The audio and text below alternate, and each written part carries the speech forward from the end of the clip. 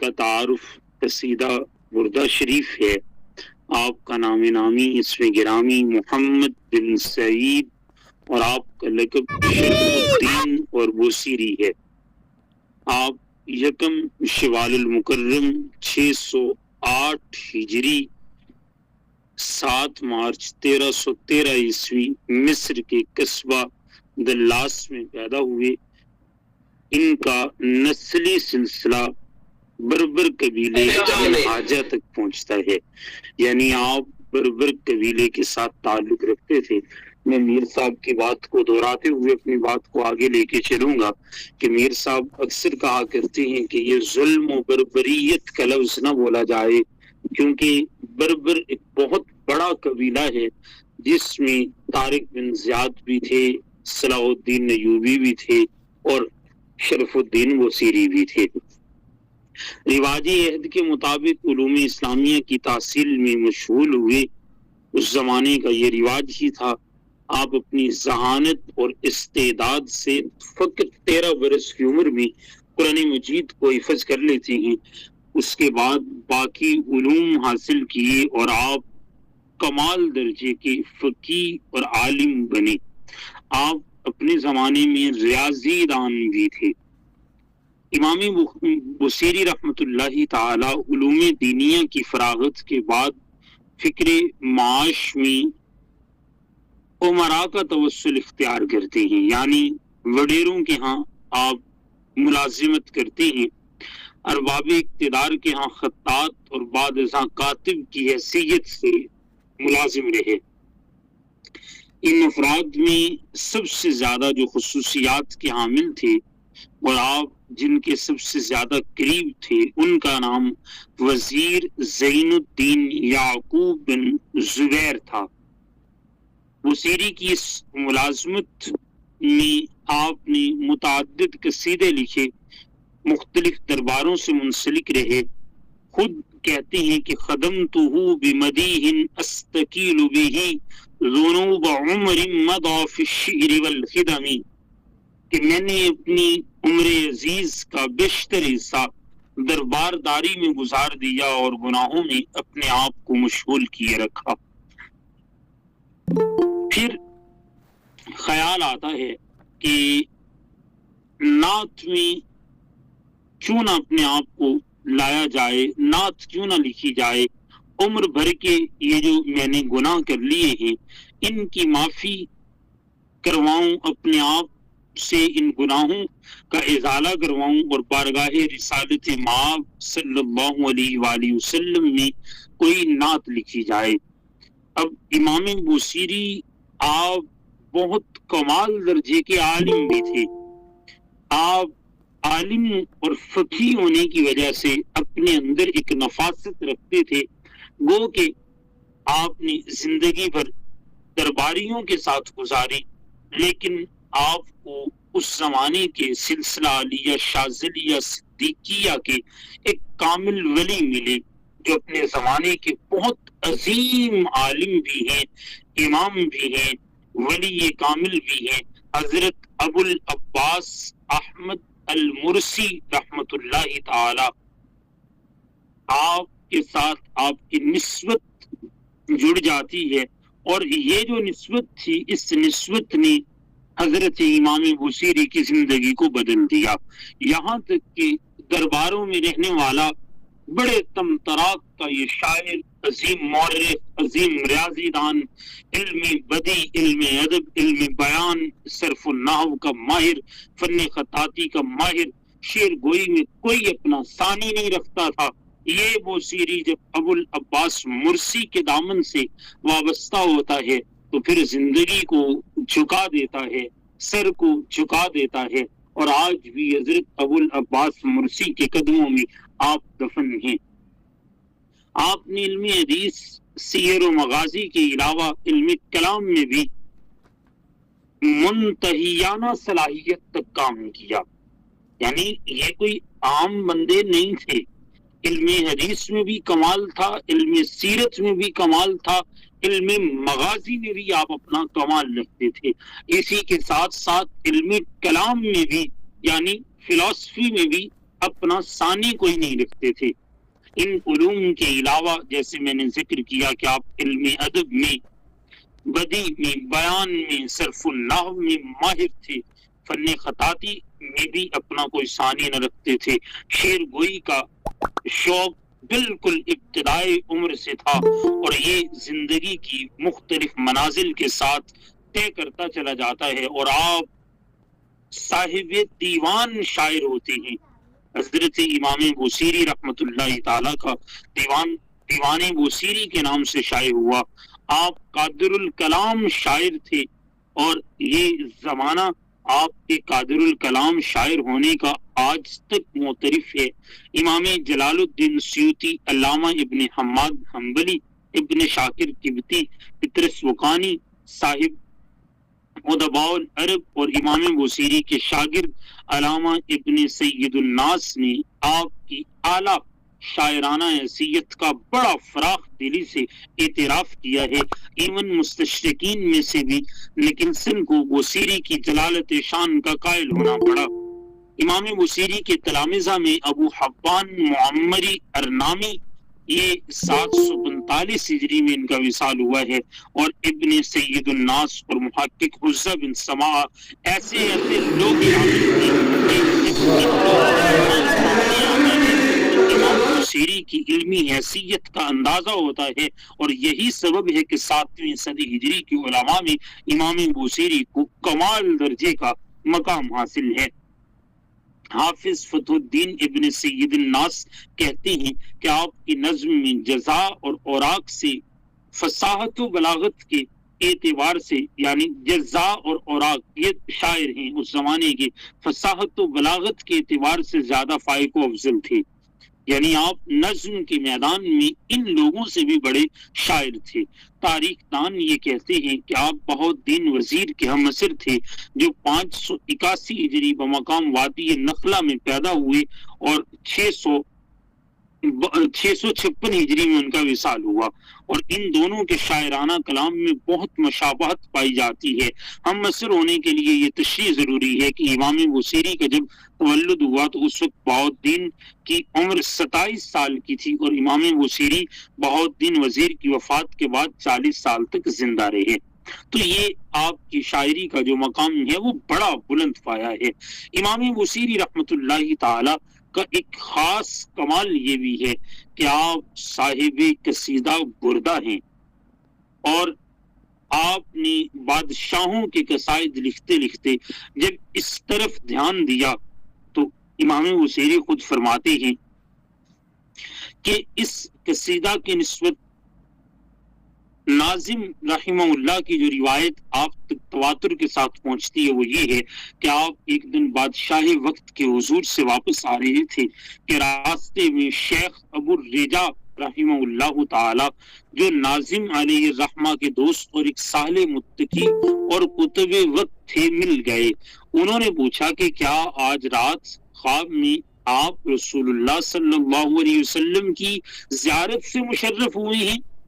آپ نے کہا کہ اس رات تو میں رسول اللہ صلی اللہ علیہ وسلم کی زیارت سے مشرف نہیں ہوا، لیکن آپ کے فرمانے سے میرے دل میں آقا علیہ السلام کی زیارت کا ایک خاص جذبہ پیدا ہوا ہے۔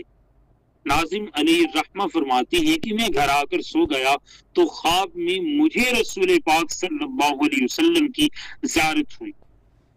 میں نے حضرت صلی اللہ علیہ وسلم کی بارگاہ ناز میں چند قصائد پڑھے، جن میں ایک قصیدہ مدریہ تھا۔ پہلا شعر یہ ہے، یا رب صلی علی المختار من مدر والانبیاء وجمیع الرسل ما ذکروا، یہ جو میں نے شعر پڑھا تھا ابتدا میں، یہ ناظم علیہ الرحمہ کا ہے، جن کا تعارف میں نے اوپر کروایا کہ یہ ایک عظیم عالم اور اپنے زمانے کے کتب وقت تھے۔ تو امام سیوطی رحمت اللہ تعالی آپ کے دل میں یہ شوق پیدا کرنے والے حضرت ناظم الدین علیہ الرحمہ آپ کی ذات تھی، حضرت ناظم علیہ الرحمہ۔ امام بوصیری جس زمانے میں پیدا ہوئے اس وقت مصر ایوبیوں کے قبضے میں تھا۔ سلطان صلاح الدین یوسف بن ایوب کا بھائی الملک العادل ابو بکر مصر و شام کا سلطان تھا، اس کے عہد میں گو سلطان صلاح الدین ایوبی جیسی قوت و شوکت باقی نہ تھی، مگر پھر حکومت کے کاروبار میں نظم ضرور تھا۔ آل ایوب کے مابین مناقشات بہت کم تھے۔ الملک العادل کے بعد اس کا بیٹا الملک الکامل برسر اقتدار آتا ہے، اور 20 برس تک اس نے مصر و شام پر حکومت کی، لیکن ایوبی شہزادوں کی خانہ جنگیوں اور صلیبی عیسائیوں کے حملوں سے کاروبار حکومت میں پہلی سی شان باقی نہ رہی۔ اس کی موت نے جو رہی صحیح کثر تھی وہ بھی نکال دی۔ پہلے ایک بیٹا ابو بکر الملک العادل کے لقب سے حکمراں ہوا، پھر اس پر غلبہ پا کر اس کے بھائی ایوب نے حکومت پر تسلط جما لیا اور الملک الصالح کا لقب اختیار کیا۔ وہ اپنے خاندان کا آخری حکمران تھا۔ اس کی موت کے بعد 647 ہجری میں اس کی باندی شجر الدرر نے ترک غلاموں کی مدد سے تخت پر قبضہ کر لیا۔ مخالفت کے سامنے اسے جھکنا پڑا اور دربار کے سب سے طاقتور امیر ایبک ترکمانی کے حق میں دستبردار ہو گئی۔ ایبک نے عز الدین اور الملک العز کے لقب اختیار کیے، شجر الدرر سے نکاح کر لیا اور پورے ملک کا مالک بن بیٹھا۔ تو یہ اس زمانے کی یہ جو ساری صورتحال تھی ایسی۔ اب یہ چونکہ تاریخ ہے، اب تاریخ کے مختلف ابواب اس میں ضمناً آئے، اور ابھی بہت سارے ہیں۔ بیبرس کا عہد حکومت بھی اسی دوران آتا ہے، وہ تھوڑا سکون کے ساتھ گزرا تھا۔ پھر الملک المنصور آتا ہے، مملوک آتے ہیں، الملک الاشرف آتا ہے۔ تو یہ سارے ان کے مابین سازشیں، لڑائیں، اور یہ پوری صدی ایسی ہی تھی۔ تو ایسی پرآشوب سیاسی فضا میں بوصیری کی ولادت سے وفات تک مصر کا یہ پرآشوب فضا رہتی ہے۔ دربارداری، ارباب اقتدار سے وابستگی یہ آپ کے لیے مفید نہ تھی۔ غالباً یہی وجہ تھی کہ آپ کا جو دل تھا اس فریضہ ناگوار سے اچاٹ ہو گیا۔ امراء و وزراء کی صحبت سے کنارہ کشی اختیار کی۔ جہاں تک دنیائے اسلام کی عام حالت کا تعلق ہے وہ بھی انتہائی مایوس کن تھی۔ 7ویں صدی ہجری کے آغاز میں امیر المومنین ناصر الدین عباسی بغداد میں برسر اقتدار ہوتے ہیں۔ مشرق میں خوارزم شاہی حکمراں آتے ہیں۔ جلال الدین خوارزم شاہ اور خلیفہ عباس کے مابین اختلاف بڑھتے چلے جاتے ہیں اور تعلقات خطرناک حد تک کشیدہ ہوتے ہیں۔ نوبت فوج کشی تک پہنچ جاتی ہے۔ خوارزم شاہ بغداد پر مسلط ہونے کی گھات میں تھا کہ مشرق سے منگولوں کا سیل بے پایاں بڑھتا ہے۔ یہ سیلاب بلا اپنے ساتھ دنیائے اسلام کے وسیع خطوں کو بہا کر لے جاتا ہے۔ اس پر مستضاد یہ کہ عراق سے لٹے پوٹے مسلمانوں کے قافلے شام کی طرف چلے آ رہے تھے۔ یہ حالات لوگوں میں اضطراب و مایوسی پیدا کرنے کے سب سے بڑے محرک ثابت ہوئے۔ بوصیری کی عمر اس ابتلا کے وقت 50 برس کے قریب تھی۔ بظاہر یہی زمانہ ان کے عروج کا ہے، اور یہی وہ نقطہ اسامی تھا جہاں ان کی ذہنی کیفیت میں تبدیلی شروع ہوتی ہے، اور اس کے بعد وہ ہمیں اس عہد کے مشہور صوفی ابو العباس احمد البصری کے آستانے پر جبین نیاز خم کیے نظر آتے ہیں۔ بعد ازاں بیت المقدس میں زندگی کے 10 برس عبادت و ریاضت میں گزارنے کے عرض حجاز کی مقدس فضاؤں میں امام بوصیری سانس لیتے ہوئے دکھائی دیتے ہیں۔ اس کے بعد زندگی کا راہوار در شیخ پر واپس آتا ہے، اور یہی حضرت امام بوصیری رحمت اللہ تعالی 694 یا 695 ہجری میں سفر آخرت کو اختیار کرتے ہیں، اور بوصیری کی مضطرب روح ایسی ہی مضطرب جیسی کہ اس عہد کی روح تھی، مصر قدیم کی آغوش خاک میں سکون پاتی ہے۔ حضرت امام بوصیری کے حوالے سے تھوڑا سا اوپر میں نے ذکر کیا کہ آپ کو اس خواب کا تذکرہ کیا تو آپ کے دل میں ایک شوق پیدا ہوتا ہے۔ تو پھر آپ ایک شخص سے ملتے ہیں جو مصر کے شہر بلبیس میں عامل اور امیر منشی تھے۔ بعد میں انہوں نے اس عہدے کو چھوڑ دیا، اور وہ بھی ابو العباس مرسی کی صحبت کو اختیار کرتے ہیں۔ تو یوں یہ حضرت امام بوصیری رحمت اللہ تعالی کے ساتھ آ کر کے رک جاتے ہیں۔ یہ مؤلف ہیں قصیدہ بردہ شریف کے، جنہوں نے قصیدہ بردہ کو تالیف کیا تھا۔ یہ بھی حضرت امام بوصیری رحمت اللہ تعالی کے ساتھی اور حضرت ابو العباس مرسی کے خادم تھے، خلیفہ تھے۔ حضرت امام بوصیری رحمت اللہ تعالی آپ فرماتے ہیں کہ میں نے پھر رسول پاک صلی اللہ علیہ وسلم کی مدح میں بہت سے قصیدے لکھے. بعض وزیر زین الدین بن یعقوب بن زبیر کی درخواست پر تصنیف ہوئے. بعد ازاں ایسا اتفاق ہوا کہ میں مرض فالج میں مبتلا ہو گیا.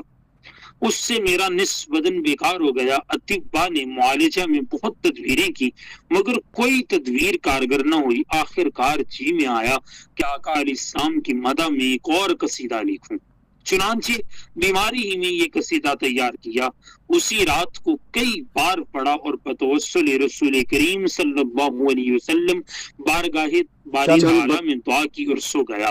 اب دیکھیے سرکار صلی اللہ علیہ وسلم کی مسیحائی اور محمد عربی صلی اللہ علیہ وسلم کی چارہ فرمائی کہ کل تک تو بصیری کو کوئی جانتا نہ تھا.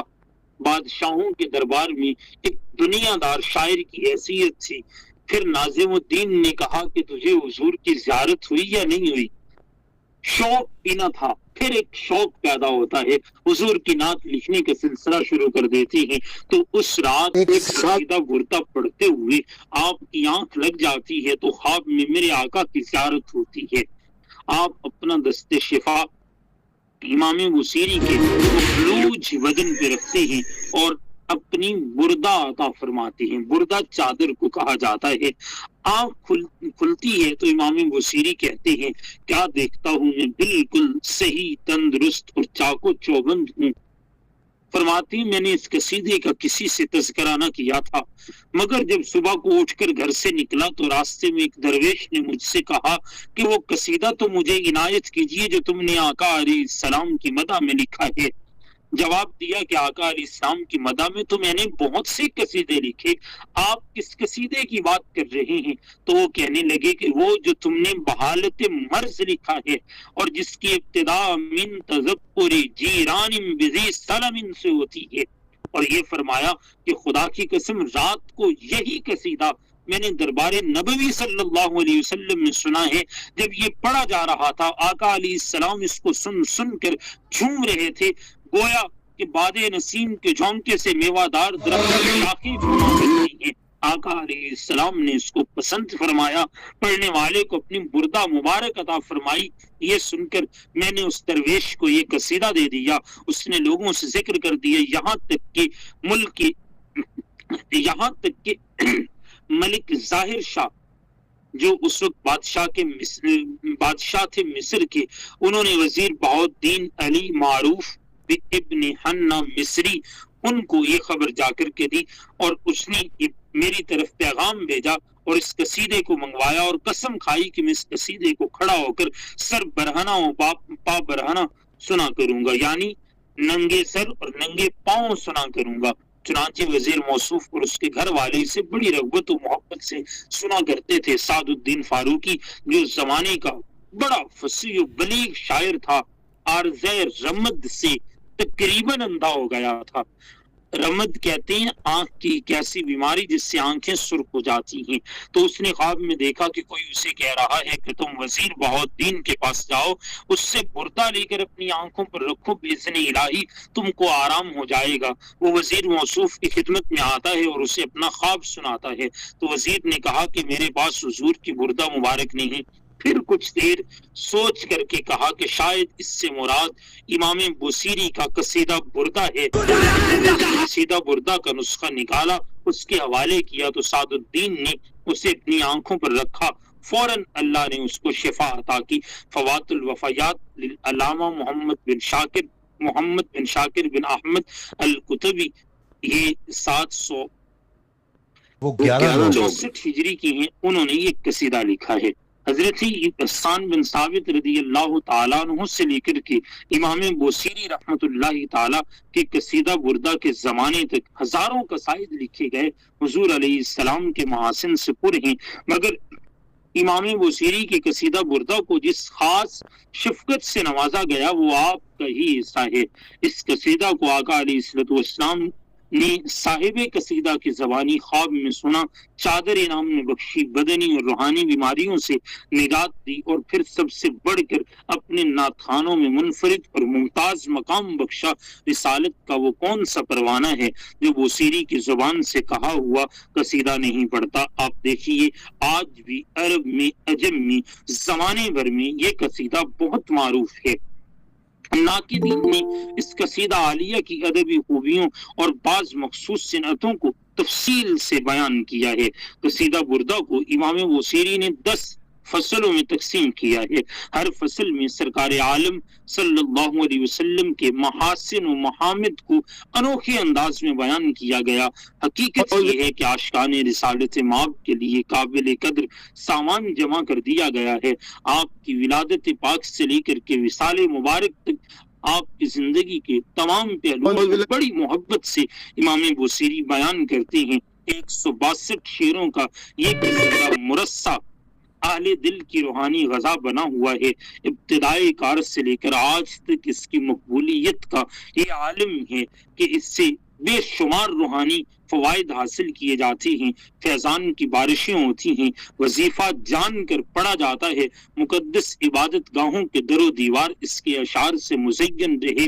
ایون آقا کریم صلی اللہ علیہ وسلم آپ کے روضے مبارک پہ وہ جو حجرہ سیدہ عائشہ ہے، جس حجرہ مبارک کے اندر میرے کریم آقا سرور عالم صلی اللہ علیہ وآلہ وسلم آپ آرام فرما ہے، اس کے اوپر جو ایک وہ قفل لگا ہوا ہے، تالا لگا ہوا ہے، اس کے اوپر بھی میں نے علماء سے یہ سن رکھا ہے کہ وہاں پر بھی آقا علیہ الصلوۃ والسلام کی مدح میں لکھا گیا یہ قصیدہ امام شرف الدین بوسیری کا، اس کا ایک شعر آج بھی وہاں کندہ ہے۔ اب جی تو یہ چاہتا ہے کہ یہ قصیدہ پورا پڑھا جائے، اور اس قصیدے کے ضمن میں مجھے تو حضرت کعب بن زہیر کے اشعار بھی آ رہے ہیں، حضرت حسان بن ثابت کے اشعار بھی ذہن میں آ رہے ہیں۔ ان الرسول لسیف یستضاء به مہند من سیوف اللہ مسلول۔ بہت ساری چیزیں ایسی ہیں جو چاہ رہا ہوں کہ میں یہ قصیدے کی پڑھتا چلا جاؤں، لیکن چونکہ دامن وقت میں اتنی گنجائش نہیں ہے کہ میں 162 اشعار کی طرف بڑھوں اور امام بوسیری رحمۃ اللہ تعالی آپ کے قصیدے سے مختلف اشعار کو، آپ 162 اشعار کو آپ کے سامنے پڑھ کے سناؤں۔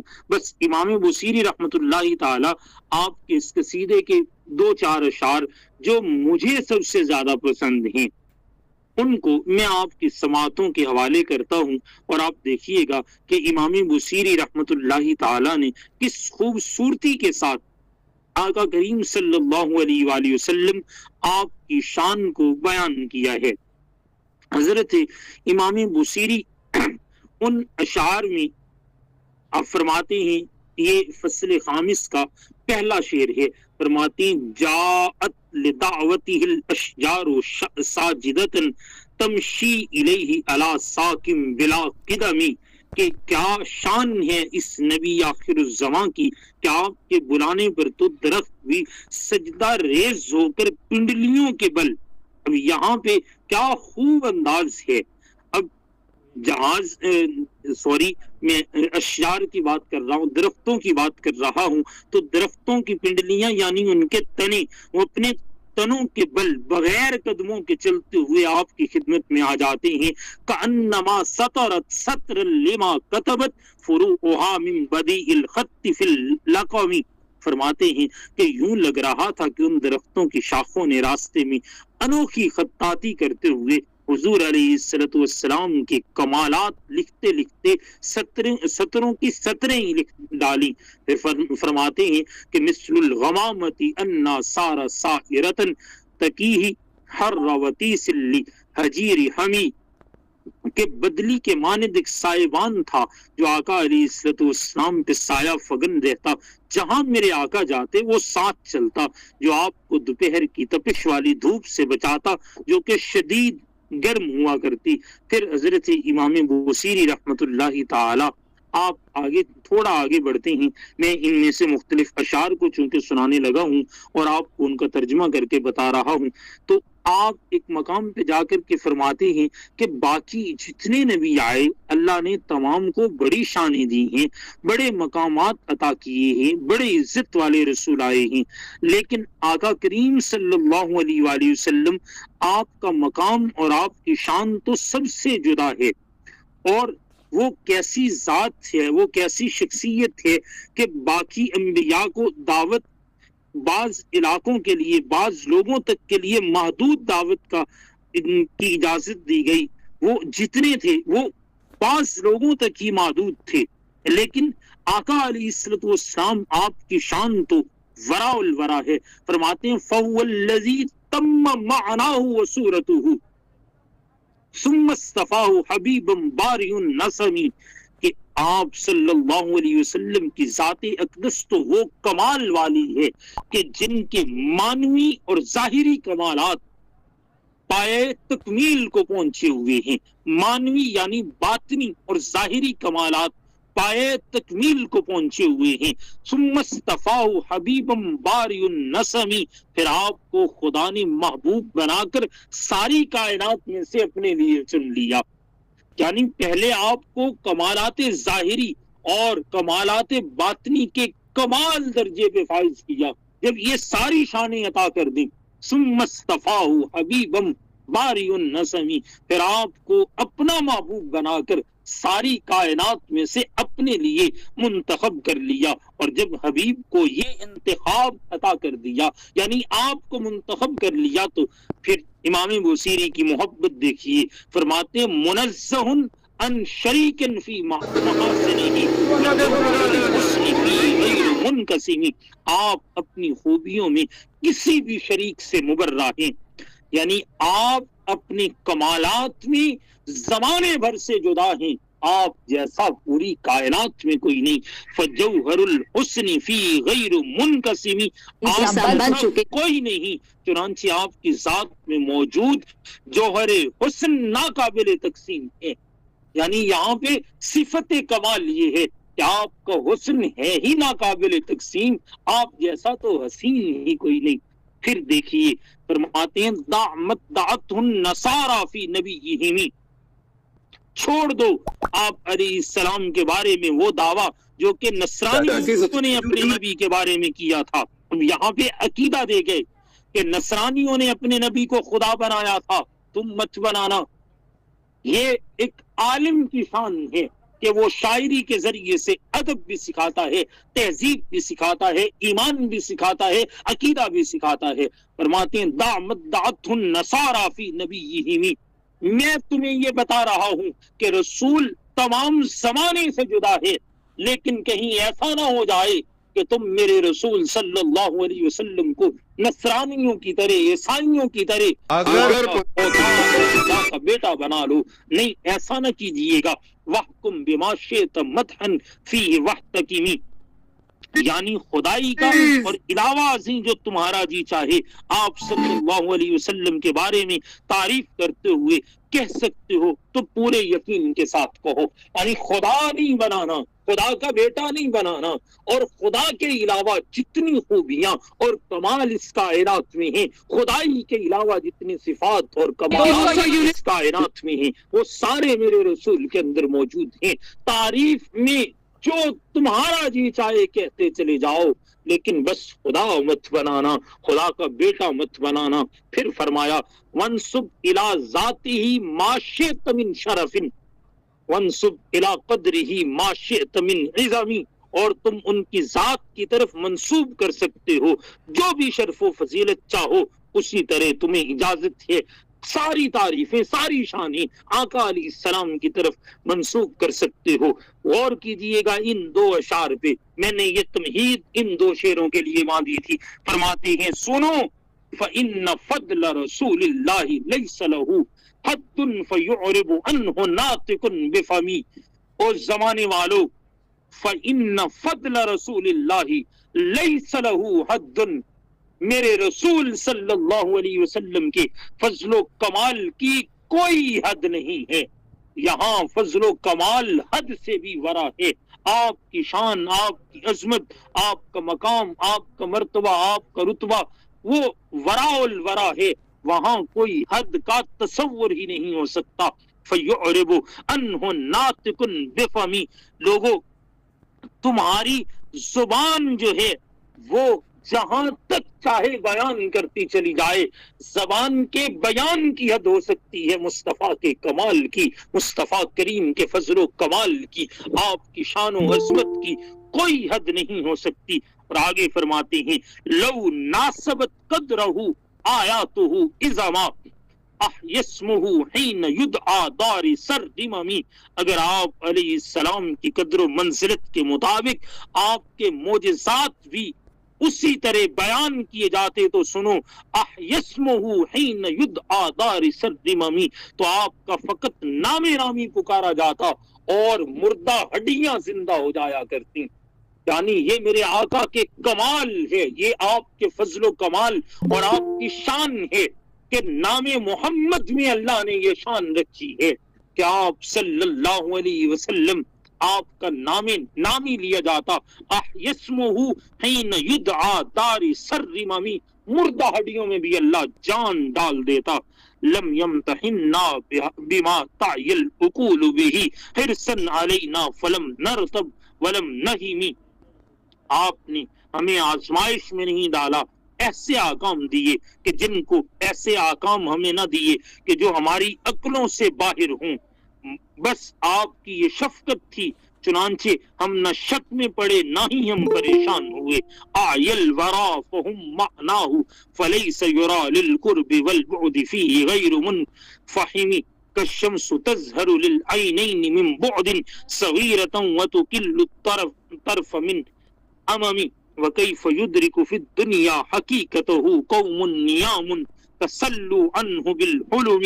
اب جی تو چاہتا ہے کہ میں آقا علیہ الصلوۃ والسلام کی مدح میں کہا گیا بوسیری کا یہ پورا پڑھتا چلا جاؤں اور آپ کو بوسیری کی زبان سے حضور کی شان سناتا چلا جاؤں. بس بات کو ختم کرتے ہیں، 2 منٹ کے اندر 2 شعر سنیے اور اس کے بعد میری بات ختم ہو گئی. فرماتے ہیں فَمَبْلَغُ الْعِلْمِ فِيهِ أَنَّهُ بَشَرٌ وَأَنَّهُ خَيْرُ خَلْقِ اللَّهِ كُلِّهِمِ، آپ کے بارے میں محصول علم یہی ہے کہ آپ لباس بشریت میں تمام مخلوقات خدا میں سب سے بہتر ذات ہیں. وَكُلُّ آئٍ أَتَى الرُّسُلُ الْكِرَامُ بِهَا فَإِنَّمَا اتصلت من نورہ بِهِمِ، اور وہ تمام معجزات جو انبیاء لے کر کے آئے وہ آپ کے نور سے ہی فیض کی صورت میں ان انبیاء کے اجسام کے ساتھ وابستہ ہوئے.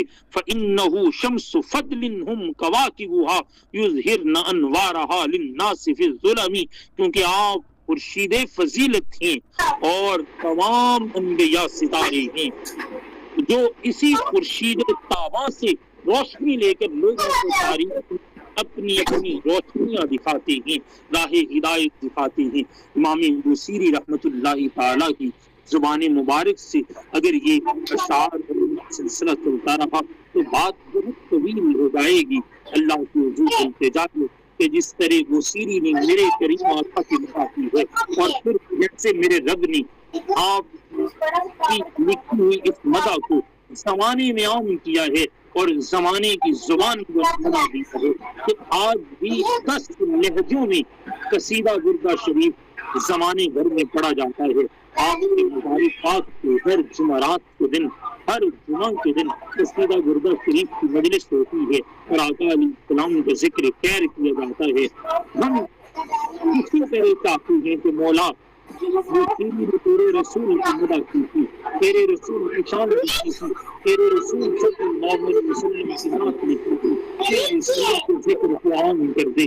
رسولی کا ذکر اللہ نے عام کر دیا، ہم پھر بھی التجا کرتے ہیں کہ مولا تو ان کے ذکر کو اور عام کر دے اور زبان بتا دے اور ہم ساروں کو وہ سین کی تیرے حضور علیہ السلام کی زیارت پاک سے مستفید فرما، ہم ساروں کو مبارک عطا فرما. اللہ کی حضور التجا ہے کہ مالک کریم ہم سب کو بوسیری جیسا عشق، بوسیری جیسی ورع اور بصیری جیسا تقوی اور محبت رسول عطا فرمائے. آخر دعوانا الحمدللہ رب العالمین. بارک اللہ فیکم. جزاک اللہ علامہ کاشف نور صاحب. ہم قصیدہ بردہ تو سنتے رہے لیکن اس کے مصنف اس کو پیش کرنے والے کہ آج آپ نے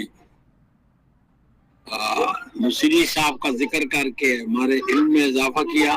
اللہ تعالیٰ آپ کے علم میں مزید اضافہ کرے. جو آپ ہمیشہ اپنا علم ہماری طرف بیچتے رہتے ہیں, ڈھیلتے رہتے ہیں, اللہ تعالیٰ آپ کے علم میں اضافہ کرے.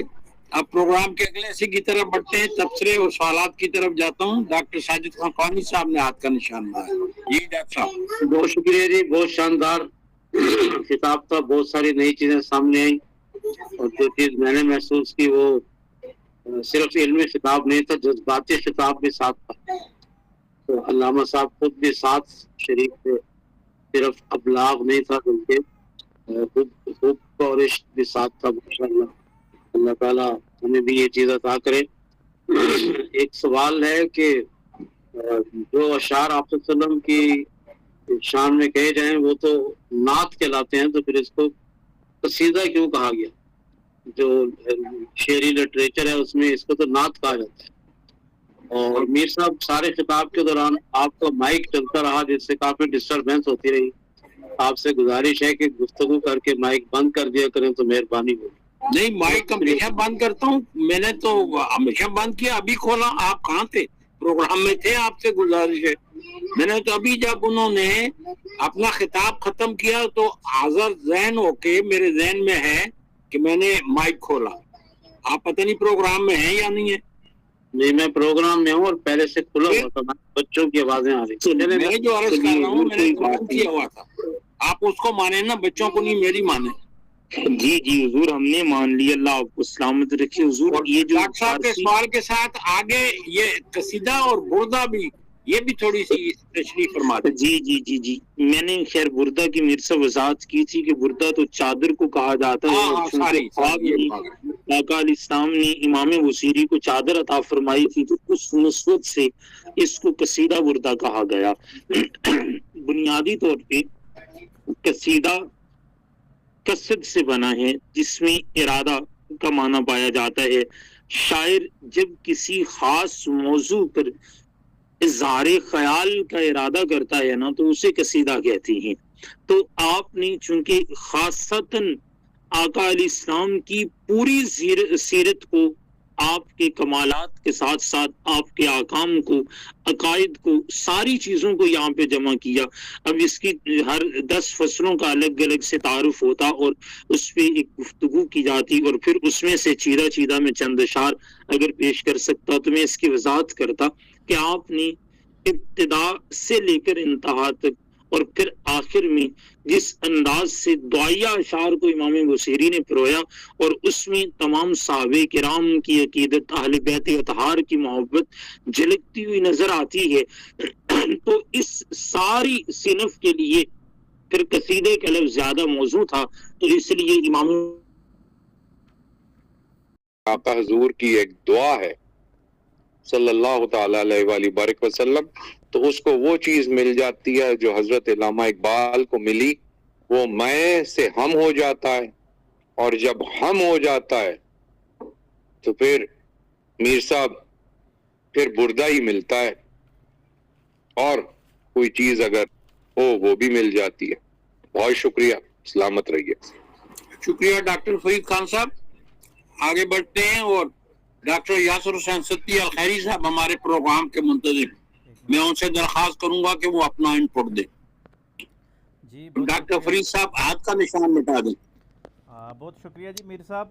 ماشاءاللہ علامہ کاشف نور صاحب نے ہمیشہ کی طرح جی ایک دفعہ پھر عظیم عالم اسلام کی عظیم روحانی ہستی سے ہماری ملاقات کروائی, اور تبصرے سوال و جواب بھی اچھے ہوئے. اور میں امام بصیری رحمۃ اللہ علیہ کی بارگاہ میں اتنا ہی محبت کا ایک سلام پیش کرتا ہوں کہ میں نے ایک بہت بڑے صوفی بزرگ کی صحبت میں بیٹھا ہوا تھا, تو انہوں نے کہا اپنے حال میں گفتگو کرتے ہوئے کہ دنیا میں 3 وہ شخصیات گزری ہیں, یہ صحابہ اکرام کے علاوہ, کہ جن کے جنہوں نے آقا علیہ الصلوۃ والسلام کی بارگاہ میں مدح سرائی فرمائی، اور ان کی مدح سرائی اتنی مقبول ہوئی عوامی سطح پر، اللہ اور اس کے رسول صلی اللہ علیہ وآلہ وسلم کی بارگاہ سے جب پذیرائی ملتی ہے تو وہ کلام پھر زمان و مکان کی قیود سے آزاد ہو جاتا ہے کہ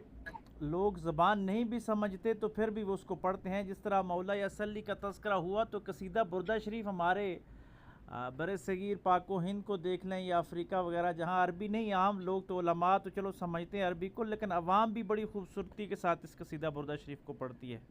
اور میرا بچہ 6 سال کا ہے اور اس کو اس قصیدے شریف سے اتنی محبت ہے کہ وہ مجھے ایک دن سوال کرنے لگا کہ بابا جمعہ کی مسجد نماز پڑھنے ہم جاتے ہیں تو جمعہ کے بعد مصطفیٰ جان رحمت پہ لاکھوں سلام تو مساجد میں پڑھا جاتا ہے، تو مولا یصلی کیوں نہیں پڑھا جاتا؟ کوئی ایسی مسجد تلاش کریں جہاں جمعہ کے بعد یہ پڑھا جائے، وہ جو صلاۃ والسلام کی جگہ، یعنی ساتھ تک ایک محبت ہے۔ تو یہ 3 شخصیات کا میں تذکرہ کر رہا تھا کہ ایک صوفی بزرگ نے کہا، ایک امام بوصیری رحمۃ اللہ علیہ کا قصیدہ بردہ شریف، دوسرا بر صغیر پاک و ہند کے عظیم عاشق رسول امام احمد رضا خان بریلوی رحمۃ اللہ علیہ کا شرع افاق سلام جو ہے مصطفیٰ جان رحمت پہ لاکھوں سلام، یہ بھی دنیا کے 4 بر اعظموں میں جہاں اردو پڑھی سمجھی نہیں جاتی وہاں پہ بھی مقبول ہوا۔ اور شیخ سعدی علیہ رحمۃ اللہ کی وہ مشہور آقا علیہ الصلوۃ والسلام کی بارگاہ میں بلغ العلا بکمالہ کشف الدجی بجمالہ، یہ 3 وہ شاعر گزرے ہیں جن کو اللہ تبارک و تعالیٰ نے پوری دنیا میں عوامی طور پہ ایک بلند مقام عطا فرمایا۔ اور پھر چادر کا تذکرہ ہوا، ڈاکٹر فرید خان صاحب نے ذکر کیا، اور میری جو روحانی وجدان ہے وہ کہیں اور چلا گیا کہ آقا علیہ الصلوۃ والسلام نے کسی کو بھی جب اعزاز سے نوازا تو چادر ہی عطا فرمائی۔ اگر ہم سیدہ پاک کی بارگاہ میں جائیں فاطمۃ الزہرا سلام اللہ علیہا کو، تو وہاں پہ بھی چادر تطہیر عطا ہوتی ہے اور چادر بچھا دی جاتی ہے۔ اور پھر حضور علیہ الصلوۃ والسلام کی بارگاہ میں اگر حضرت حسان بن ثابت آقا کی بارگاہ میں وہ کلام پیش کرتے ہیں، اور میرے آقا جب ان سے پوچھتے ہیں کہ حسان یہ حجوب بیان کرتے ہیں اور میری اور ان کی رشتہ داریاں ہیں آپس میں، اگر آپ بات کرتے ہوئے کوئی ایسی بات کرو گے جس کی وجہ سے یعنی رشتہ داریاں مشترکہ ہے، تو بات کرتے ہوئے بعض اوقات رشتہ داریوں پہ بات آ جاتی ہے، تو قربان جاؤں حسان کو اللہ تبارک و تعالیٰ نے وہ زبان اور وہ کلام عطا فرمایا کہ یا رسول اللہ صلی اللہ علیہ وآلہ وسلم، میں جس طرح مکھن سے بال کو نکالا جاتا ہے نرمی سے، اس طرح میں آپ کو اوپر بلند لے جاؤں گا اپنی زبان، فصیح زبان کے صدقے میں مفہوم بیان کر رہا ہوں، یعنی ایسا تذکرہ آپ کی شان کا بیان کروں گا کہ آپ کے رشتہ دار جو ایمان نہیں لائے ان کا بھی حجوب نہیں ہوگا، یعنی ان کی شان کو بھی ایسا نہیں ہوگا، لیکن آپ کی شان بہت بلند ہے، اللہ نے بلند کی ہے، تو وہ اس انداز کے ساتھ بلند کرتے ہیں۔ اور جب وہ پسند آئی تو آقا علیہ الصلوۃ والسلام نے اپنی چادر حضرت حسان کو عطا فرمائی، اور یہ چادر ہی کا صدقہ تھا کہ حضرت عائشہ صدیقہ رضی اللہ تعالیٰ عنہا پہ جب تہمت لگتی ہے اور حضرت حسان بھی اس میں شامل ہو جاتے ہیں اپنی آپ کے شرافت کی وجہ سے، سادگی کی وجہ سے، لیکن حضرت عائشہ سب سے پہلے ان کو نہ صرف معاف کرتی ہے بلکہ ایک موقع پہ سوال ہوتا ہے تو فرمایا کہ میں تو ان کی قدر اسی طریقے کے ساتھ کرتی ہوں کیونکہ آقا علیہ الصلوۃ والسلام کی وہ نعت پڑھتے ہیں، اور آقا علیہ الصلوۃ والسلام کی چادر رحمت والی چادر حضور نے ان کو عطا فرمائی، اور یہی چادر پھر امام بوصیری علیہ رحمہ کو بھی ملتی ہے۔ تو ہم بھی اس چادر تو بڑی چیز ہے، ہم بس کہتے ہیں کہ یہ چادر والوں کی نگاہیں ہماری طرف رہے اور ہمارا بھی کام چلتا رہے، اور قیامت کے دن ان چادروں کے سائے میں اللہ تبارک و تعالیٰ میں حضور علیہ الصلوۃ والسلام کا قرب نصیب فرمائے۔ اور قلم کارواں میں ڈاکٹر ساجد خاکوانی صاحب نے غالباً یہ حدیث پیش کی تھی میلوڈی میں کہ حضور علیہ الصلوۃ والسلام سے جبریل سے پوچھا ایک دن کہ آپ میرے پاس آتے ہیں تو کس طرف سے تشریف لے آتے، تو فرمایا میں حضرت حسان کی گلی سے ہو کے آتا ہوں کیونکہ وہ آپ کا مدح سرا ہے، آپ کی بارگاہ میں نعت لکھنے والا ہے، نعت پڑھنے والا ہے۔ تو جبریل بھی آقا علیہ الصلوۃ والسلام کی بارگاہ میں جو نعت لکھتے ہیں ان کی گلیوں کا دیدار کرتے ہوئے نظر آتے ہیں۔ تو بس میں یہی کہوں گا کہ اخلاص کے ساتھ اگر کوئی ایسا کرتا ہے تو اللہ تبارک و تعالیٰ حضور علیہ الصلوۃ والسلام کی نعت کے صدقے اس کی بگڑی بنی ہوئی ہے اور ہماری بھی بگڑی بن جائے۔ ہاں البتہ یہاں ایک بات کرنا میں ضروری سمجھوں گا کہ عصر حاضر میں قصیدہ بردہ شریف جیسی عظیم نعت ہو یا نعت تو کوئی بھی آقا علیہ الصلوۃ والسلام کی وہ نعت ہی ہے اور عظیم ہے، لیکن روحانیت کی صفوں میں مادیت گھس گئی ہے، اور نعت خوانوں میں بھی پروفیشنلزم اور باقاعدہ ایک मादियत का वो एक पूरा सिस्टम आ गया है, उस पर भी मैं चाहूँगा कि अल्लामा काशिफ नूर साहब भी इस पे एक अच्छा मकाला ले आ सकते हैं, जो नात ख़्वानी के आदाब और इस हवाले से रूहानी कैफियत के हवाले से कभी हमारे इस बज़्म में मकाला पेश करें। तो डॉक्टर साजिद खाकवानी साहब उस जो बात मैंने की है शायद उस पर कोई बात करना चाह रहे हैं या तस्सीह मेरी करना चाह रहे हैं, तो उन्होंने भी हाथ का निशान बनाया, तो वो बात करते हैं। बहुत शुक्रिया जी डॉक्टर साहब। बहुत शुक्रिया मीर साहब। मीर साहब की सरपरस्ती जारी रहे, अल्लाह सलामत रखे। आमीन। ये जो वाकया था वो इस तरह सा था कि जिब्रील जब आते थे तो महफिल में खुशबू फैल जाती थी। तो एक दफा सहाबा कराम ने पूछा आप सल्लल्लाहु अलैहि वसल्लम से कि जिब्रील हमेशा इस तरफ से क्यों आते हैं? तो आप सल्लल्लाहु अलैहि वसल्लम ने फरमाया कि इसलिए कि इस गली में हजरत हसन बिन साबित का घर। तो ये नात गोई जो है ये अल्लाह ताला की सुन्नत है कि अल्लाह ताला भी आप सल्लल्लाहु अलैहि वसल्लम के शान में नात पढ़ता है और दरूद कहते हैं, आप सल्लल्लाहु अलैहि वसल्लम पर फरिश्ते भी पढ़ते हैं। और ये बड़ी सादत की बात है, बड़ी खुशबख्ती की बात है।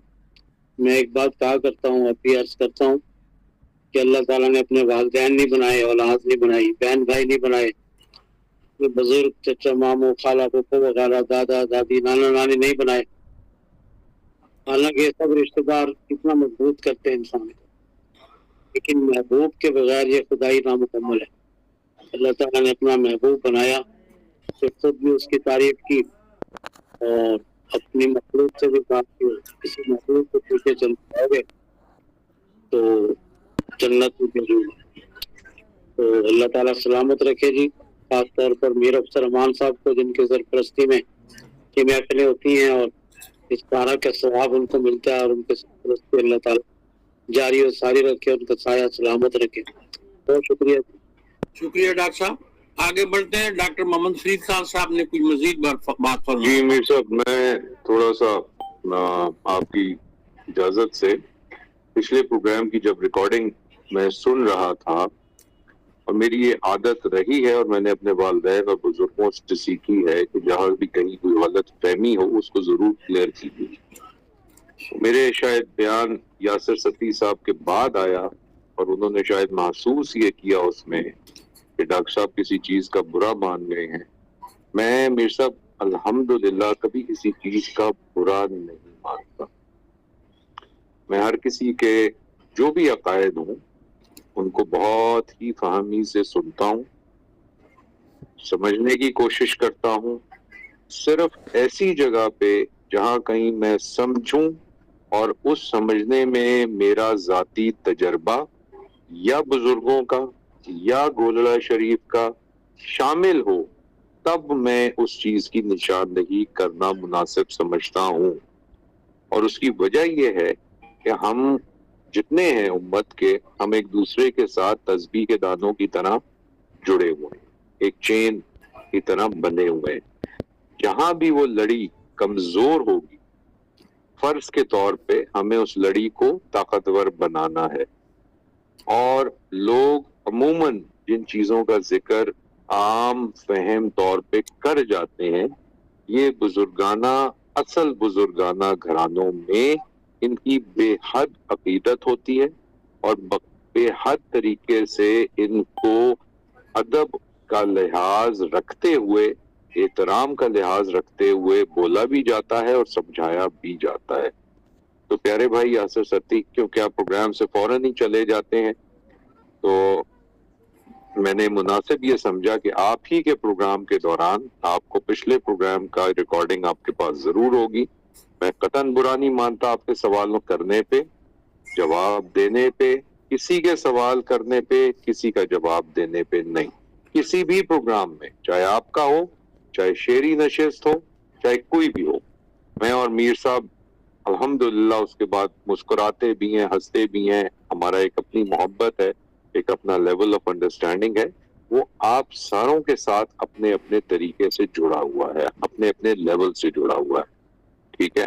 हाँ, ये जरूर कहूंगा कि जहां कहीं आप महसूस करें कि फरीद की जुबान में लफ्जिश हो, तब मुझे उसी वक्त रोक के टोक दिया करें। मैंने ये भरपूर बचपन से अपने चीज सीखी है कि क्रिटिसिज्म कैसे लिया जाता है, और कंस्ट्रक्टिव क्रिटिसिज्म ایسا چیز جو تنقید نہیں، اصلاحی تنقید کیسے دی جاتی ہے. اور شاید یہی وجہ ہے کہ میں بڑی بڑی چیزوں سے لوگوں کی ہی دعاؤں کے سہارے یہاں تک جیتا ہوں. اگر شاید وہ نہ ہوتی تو شاید میں بھی بہت پہلے مٹی کی نظر ہو چکا ہوتا. تو یہ میں نے کہا آپ کو بتا دوں. امید ہے کہ آپ کے جو بالکل تھا ایک سمجھنے کا ایک عنصر، اس کا جواب بھی آپ کو مل گیا، اور یہ بھی آپ کو مل گئی تشریح کہ میں کیسے ایک چیز کو کسی بھی پروگرام میں لے کے چلتا ہوں. اور جہاں کہیں میں یہ سمجھتا ہوں کہ میں نے کسی کی بارے میں بات ایسی کر دی ہے جو تھوڑی سی عادتاً یا مجازن تھوڑی سی آواز کے اندر بھاری پنے کی وجہ سے اگلے کو روبداب لگی ہے، میں اس کو اگلے دن کال کرتا ہوں، اور اس کے گواہ آپ بھی موجود ہیں، باقی حضرات بھی موجود ہیں، اور میں انہیں باقاعدہ کہتا ہوں کہ میرا آپ سے کوئی ایسا ذاتی معاملہ نہیں ہے. اگر کہیں میری آواز کی اونچائی یا بھاری پن آپ کو ڈانٹ محسوس ہو رہا ہو تو اس کے لیے میں دلی معذرت چاہتا ہوں. میں اس قسم کا بندہ ہوں. تو اگر آپ کوئی بھی چیز کہیں گے تو وہ اس زمرے اور اس معنی میں پہلے تول کے پھر میرے پہ لگائیں گے آئندہ. بہت شکریہ قبلہ میر صاحب وقت دینے کا. شکریہ جی. اللہ تعالیٰ ہم قلم کارواں کے گروپ کے سارے مسلمانوں کو آپس میں جوڑے رکھے، اور یہ شعبہ علم و ادب جماعت اسلامی کا آپ نے دیکھا کہ ہر مکتبہ فکر، ہر سوچ کے لوگ حضرات آتے ہیں، اور اس کے اندر وہ ہم اکوموڈیٹ کرتے ہیں اور مشترکات پہ اکٹھے ہوتے ہیں. اللہ تعالیٰ ہم سب لوگوں کے دل جوڑے رکھے، اور کوئی نیچے ہو جائے تو ایک دوسرے سے ایڈجسٹمنٹ بھی کر لیتے ہیں. اللہ تعالیٰ آپ کو اس کا اجر دے. مزید کچھ بات ڈاکٹر صاحب کرنی ہے؟ جی میر صاحب معذرت، تھوڑا سا 2 منٹ اور لوں گا. میر صاحب اس کی چھوٹی سی مثال یہ تھی، ایک محبت والی ملاقات. نہ کرتا تو کسی نے قتل نہیں کرنا تھا، صحیح. پر جو ہوا وہ لاکھوں کروڑوں وقتوں کے اوپر حاوی ہو گیا. کیونکہ میں ایک درویش کی محفل میں بیٹھا، میں نے اس سے کوئی پی ایچ ڈی، کوئی چیز کی ڈگری نہیں پوچھی، کیونکہ اس کی زندگی خود ایک ڈگری ہے، اور میں ایسی ڈگریوں کو ڈھونڈتا ہوں میر صاحب، اور وہ آپ کی ذات. ہاں میں نے 2-4 حضرات کو تصویروں کے لیے اس لیے منع کیا کیونکہ میرا جو شعبہ ہے وہ نارملی طور پہ میں اس میں تصویریں اپنی کھنچوانا یا کہیں شائع کرنا ہمیں اجازت نہیں ہوتی نارمل حالات میں. اور جو بھی ہوا میں صرف اس لیے کہ آپ کی محبت، عقیدت، کہ آپ کے پاس ایک یادگار رہے کہ ایک بچہ تھا یا ہے یا رہے، جو بھی آپ کی دعائیں ہیں، جانا تو ساروں نے ہے. آج بھی میں غلطی سے اللہ اسے سلامت رکھے کاشف نور کو، اس کا 6:30 پونے 7 فون آیا، اس سے تھوڑی دیر پہلے میرا ایکسیڈنٹ ہوا تھا، اور اس وقت حالات ایسے تھے کہ بس وہ رہنے دیجئے، میں نہیں بیان کرنا چاہتا. تو اس نے وہ بات کی، اور جب میں نے آ کے گھر باقاعدہ 5 گھنٹے بعد اس واقعے سے فون کھولا تو تقریباً کوئی 350 میسیجز مختلف واٹس ایپ پہ پہنچے ہوئے تھے. واللہ علم کس نے کہاں کیا چیز دیکھی، کیسے کس کو کیا منتقل ہوئی. آنکھوں میں ضرور آنسو تھے میرے کہ دیکھو یہ قدر بھی کسی ایسے شخص کو مل سکتی ہے جو بالکل ہی سادہ ہو. کمال بات ہے. تو یہ وہ محبتیں، عقیدتیں اور ملاقاتیں ہیں جو آپ جیسے بالکل درویش لوگ ہم جیسے چھوٹے سے بچوں پہ کر جاتے ہیں، اور یہی مقصد ہوتا ہے ان ملاقاتوں کا. حالانکہ میں آپ کو میسج بھجواؤں گا قبلہ امتیاز صاحب کا. امتیاز صاحب 86-87 سال کے ہیں میر صاحب.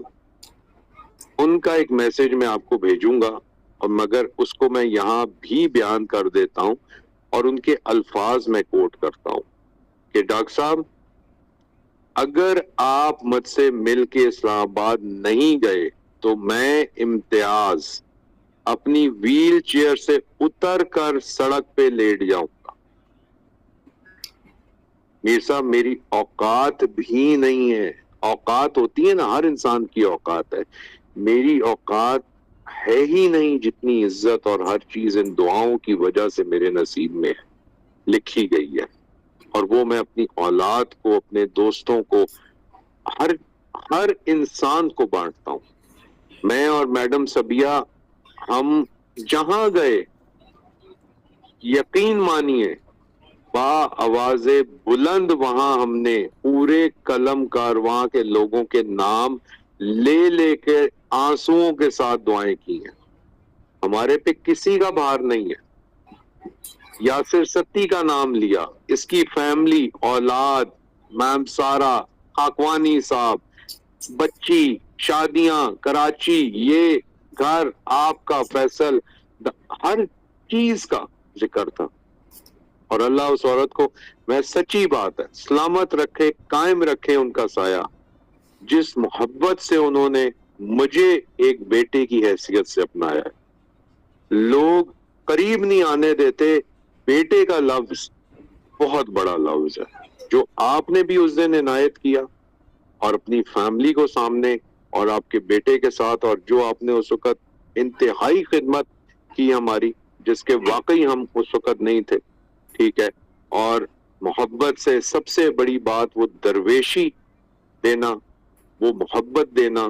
حالانکہ میرے ساتھ مہمان بھی موجود تھا، مگر آپ نے بالکل ایسا رکھا کہ میں واقعی آپ کا گم شدہ کسی، وہ کیا کہتے ہیں، میلے میں ایک بیٹا ہوں جو 30 سال بعد واپس مل گیا ہوں.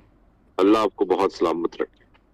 اور تمام قلم کارواں کے ہر شخص کو بھی اللہ پاک رحم، سلامتی، ایک دوسرے سے جڑے رہنا اور ایک دوسرے کے لیے اپنے سینے اور دل اور دماغ کو کھولے رکھنے کی اللہ پاک ہدایت، اور ساتھ جو بھی اس کو آپ کہہ لیں، اردو کے چیدہ الفاظ مجھے نہیں آتے، ٹھیک ہے جی، سعادت عطا کرے یا جو بھی ہوتا ہے اس لحاظ سے، یا ہدایت عطا کرے.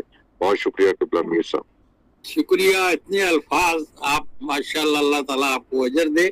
ایک بات جو ہے آپ نے ہمارے سے زیادتی کی، وہ یہ ہے کہ آپ نے کہا کہ کوئی بندہ بھیج رہا ہوں، ورنہ اگر آپ کہتے کہ میں آ رہا ہوں تو میں اپنے صدر نشین ڈاکٹر صاحب میر صاحب آپ کو دعوت دیتا اور ملاقات مجھے اندازہ ہو جاتی، کیونکہ ہمارے پاس جو بھی صاحبان آتے ہیں ہم دونوں مل کے ان سے ملاقات کیا کرتے ہیں. میر صاحب مجھے بالکل یقین تھا، مجھے خاکوانی صاحب سے بھی یقین تھا، اور ہے اور رہے گا، تمام زندگی رہے گا.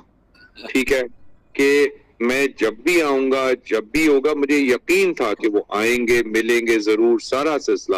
مگر چونکہ میرے ساتھ مہمان موجود تھا تو میں نے اس چیز کو تھوڑا سا، کیونکہ ہم نے جہاں سے، جن جگہوں سے اپنی آنکھ جن مٹی کے خمیروں سے کھولی ہے، ہم نے وہاں مہمان نوازی اور اس لحاظ کو سٹیپ بائی سٹیپ بڑا ہی احتراماً اور ادباً سیکھا ہوا ہے کہ جب آپ کے ساتھ کوئی جائے تو پھر آپ بالکل بقلم خود ہو کے جائیں، اور جب کوئی آپ کے ساتھ نہ ہو، اکیلے ہوں، تو پھر آپ جس کو بھی چاہیں وہاں مدعو کر سکتے ہیں، کیونکہ وہ آپ کی اپنی محل ہے. مگر مجھے یقین بالکل ہے، اب بھی ہے، یقین رہے گا بھی. اور بیچ میں بہت ساروں کی انویٹیشنز مجھے آئیں. میڈم لبنہ کا آیا کہ آپ بتاتے، ہم ضرور کرتے. نہید کا ضرور آیا، اللہ کا شکر ہے، اللہ سلامت رکھے. بہت سارے اور ایسے جن کا نام تھوڑا سا میں راز میں رکھنا چاہوں گا انہی کی وجہ سے. تو اللہ کا شکر ہے کہ مجھے تو بلکہ ڈاکٹر صاحبہ کے کلمات یہ ہیں، میری ہماری جو بیٹر ہاف ہیں، اللہ انہیں سلامت رکھے، کہ آپ کسی بھی شہر میں چلے جائیں. میں نے یعنی شادی سے پہلے جو زندگی گزاری اپنی، اور وہ ماشاءاللہ بہت ہی ایک پہنچے ہوئے گھرانے کی اکلوتی اولاد ہیں، اس لحاظ سے انہوں نے کہا میں نے کبھی اتنی قدر نہیں دیکھی کہ آپ جس شہر میں جاتے ہیں وہاں آپ کا کوئی نہ کوئی محبت کرنے والا اور اس حد تک کہ وہ اپنے گھر کا فرد آپ کو سمجھتا ہے. تو اس کا راز کیا ہے؟ میں نے کہا جی صرف ایک چیز، میں نے دل میں کبھی کسی کے لیے برا نہیں سوچا، بس یہ راز ہے کہ میں ہر کسی سے جڑ جاتا ہوں، چاہے کوئی کچھ سوچے، میں نے کبھی کسی کے بارے میں غلط نہیں سوچا. اور کیونکہ وہ کام میزان کا اچھا یا برا سوچنا میرے رب کا ہے، میں انسان ہو کے وہ کیسے کام کر سکتا ہوں کہ کون اچھا ہے یا برا ہے. میرا کام تو یہ ہے کہ نہ آدمی سے ڈرتا ہوں نہ زندگی سے ڈرتا ہوں. قبلہ حضرت نون میم راشد کی نظم ہے کہ آدمی سے ڈرتے ہو، آدمی تو تم بھی ہو، آدمی تو میں بھی ہوں. انسان سے ڈرتے ہو، انسان تو تم بھی ہو، انسان تو میں بھی ہوں. اس وقت سے ڈرتے ہو جو ابھی آیا ہی نہیں، تو میر صاحب اس وقت سے کیوں ڈریے جو آیا ہی نہیں. بہت شکریہ. اور دوسری غلطی کی معافی، وہ فیصل شاہ نے مجھے فون کیا کہ مجھے فوٹو بھیجو، جب میں نے اس کو بھیجا تو صبحیہ بانو صاحبہ کو آپ کو ادھر ہی بھیج دیا، اس کی غلطی کی معافی. جی نہیں کوئی نہیں، میں ایوائڈ اس لیے کرتا ہوں میر صاحب، میرا دیکھیے شعبہ وہ آپ خیر سمجھ گئے ہوں گے. میں ایون قلم کارواں پہ آج اپنی تصویر دیکھ رہا تھا، میں نے آپ کو میسج ضرور لکھا. وہ کچھ کیونکہ یہ فورمز میرا جو فون ہے وہ باقاعدہ ہر لحاظ ہر لمحہ ٹریک ہوتا، اور ہمیں کچھ وجوہات کی بنا پہ ان چیزوں کے بارے میں شروع میں ہی آگاہی ہوتی ہے کہ آپ برائے میرے فیملی ٹھیک ہے، فیملی سے کہیے وہ اپلوڈ نہ کریں، اپنے پاس رکھیں ایک یادوں کے لیے، ایک یادوں کی بہار کے سہارے. میں نے کہا جی ٹھیک ہے. تو اللہ آپ کو سلامت رکھے کہ آپ نے ماشاءاللہ کیا، اور اس سے بھی اگر ہٹ جائے تو ٹھیک ہے. اور کیونکہ وہ امان اللہ صاحب نے ایک غلطی اس کے بعد یہ کی کہ وہ قرآن کلاس میں لگا دیا، تو میں تھوڑا برہم ہوا، فوراً ڈیلیٹ کر دی. ابھی آپ پہ بات کر رہے تھے سب ڈیلیٹ کر دی. جی بس میں معذرت کے اس لحاظ سے ٹھیس نہ پہنچی ہو. یقین مانیے میرا یہ کوئی اقدام ذاتی نہیں ہے، پر یہ ایک طرح سے میرا پروفیشنل اقدام ہے. اور میں انشاءاللہ زندگی رہی جب بھی ایسا موقع آئے گا تو وہ آپ کو پتہ ہی ہے میر صاحب، جب آپ کی طرف آئے تو اس وقت میں پہلی پی پی آئی بی کے ڈائریکٹر کے پاس انوائٹڈ تھا، وہ میرے پیچھے کے بھائی آپ نہیں، اس سے پہلے آپ بہت ساری خیر جگہیں، مگر سب سے زیادہ مجھے یہ تھا کہ مجھے میر صاحب سے ہر حال میں ملنا ہے. اللہ تعالیٰ آپ کو اجر دے. ٹھیک ہو اور قسمت دیکھیے کہ اسی وقت آپ گھر پہنچے. جی بہت شکریہ. اللہ آپ کو سلامت رکھے میر صاحب. پاکوانی صاحب بات وہ پہلے ڈاکٹر سبیہ اخلاق صاحبہ نے ہاتھ کا نشان بنایا، وہ اپنی گفتگو رکھ لیں. جی ڈاکٹر صاحبہ. جی بسم اللہ الرحمن الرحیم. السلام علیکم ورحمۃ اللہ وبرکاتہ. بہت شاندار محفل چل رہی تھی قصیدہ بردہ شریف کے حوالے سے. جب میں نے جوائن کیا، اصل میں جیسے آپ کو پتہ ہے میں کل شامی لاہور سے آئی ہوں، اور آتے ہی ماشاءاللہ سے کل کے پروگرام میں جو میرے پہ ایک دم سے حملہ ہوا، فوراً ہی مجھے صدارتی خطبے کا کہہ دیا گیا. مجھے نہیں پتا میں نے انکار کیوں نہیں کیا، اور میں نے کیا بولا اور کیا نہیں بولا، اور کیا کہا کیا نہیں کہا، جس پہ بعد میں بھی مجھے خود حیرت ہوتی رہی کہ میں بالکل ذہنی طور سے تیار نہیں تھی. میری فلائٹ بھی جو تھی وہ دبئی میں ایئر بلو کے جہاز پھنس گئے تھے جنگ کی وجہ سے، تو میری فلائٹ کینسل ہو گئی. ایئرپورٹ پہ میں بیٹھی، مجھے بتایا بھی نہیں ان لوگوں نے. میں ایئر لائن والوں سے لڑ جھگڑ کے سیرین ایئر کا ٹکٹ لے کے پہنچی تھی اسی وقت. خیر وہ بھی ہو گیا، لیکن ابھی میں حضرت عبداللہ شاہ غازی کے عرس کی حاضری سے واپس پہنچی تھی گھر. تو یہ ماشاءاللہ محفل ہو رہی تھی، اور مجھے سعادت حاصل ہوئی کہ میں نے حضرت عبداللہ شاہ غازی کو کتاب اپنی پیش کی، فاتحہ پڑھی اور حاضری دی اور سلام کیا اور واپس آئی.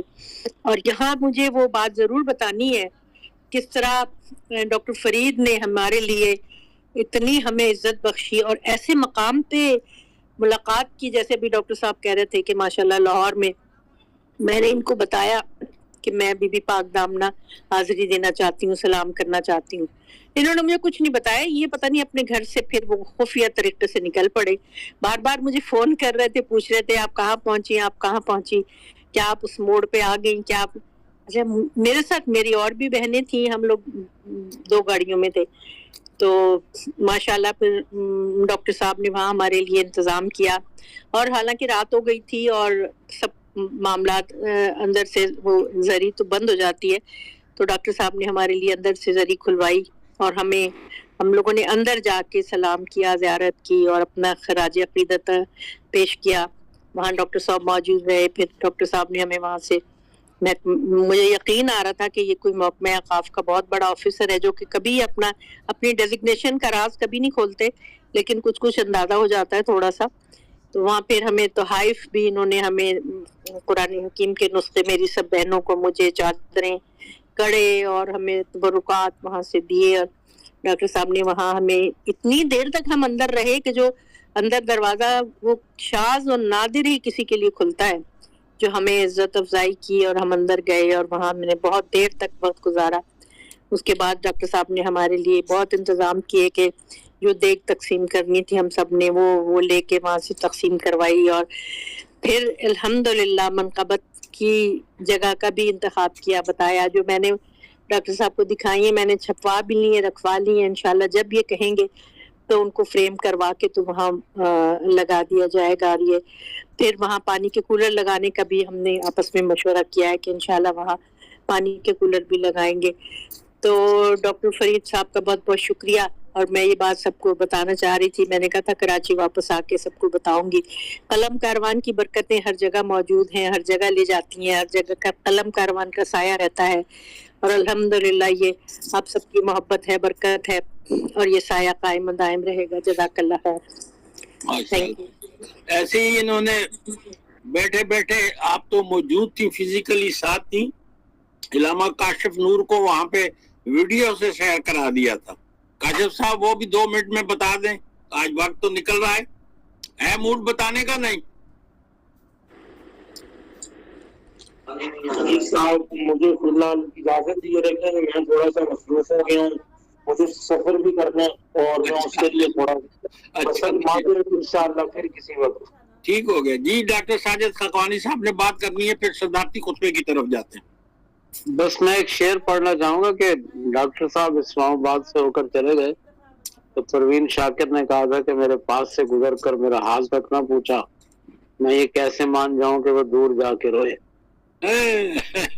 لیجئے جناب, یہ تو بہت ہی مطلب قیمتی قسم کا. ڈاکٹر صاحب آپ کے لیے شعر ہے کوئی جواب؟ نہیں سر, میں نے ابھی بیانیہ اپنا کراچی میں MQM کے دور میں شام کو زمیمہ چھپتا تھا. جی ہاں, میں نے اس زمیمے کی طرح اس وقت باقاعدہ یہ بقلم خود یہ کہا کہ دیکھیے مجھے افسوس رہا ضرور, مگر چونکہ ادب کے لحاظ سے میں کسی کے ساتھ تھا, کوئی میرے ہم دوست آئے ہوئے تھے, بورڈ کے چیئرمین ایبٹباد بورڈ کے, وہ ہزارہ یونیورسٹی کے پرو وائس چانسلر آلسو, اور وہ بھی ماشاءاللہ جماعت کے ہی کارکن ہیں, بڑے خوبصورت انسان ہیں.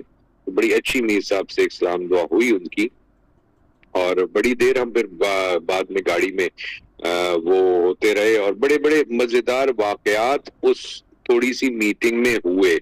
اور اس میں ایک آدھ مجھے وہ فیصل کا اللہ سلامت رکھے, اس کو کیا خوبصورت انسان ہے, اس کا بار بار ایک سوال تھا کہ آپ KP کے ہری نمبر پلیٹ گاڑی کیسے کر رہے ہیں. میں نے کہا یار میری جان فیصل, حکم کر, میں ابھی سندھ کی نمبر پلیٹ لگوا دیتا ہوں یہاں پہ, تو جو دل چاہتا ہے بتا, میں وہ کروا دیتا ہوں ابھی. اور مجھے سب سے خوشی یہ تھی ایک بات کہ, اور فیصل پہ کا ہم نے اس کے اوپر باقاعدہ میر صاحب اور میں نے کرنا ہے, بلکہ وہ ہمیں کھانا ضرور انشاءاللہ تعالی.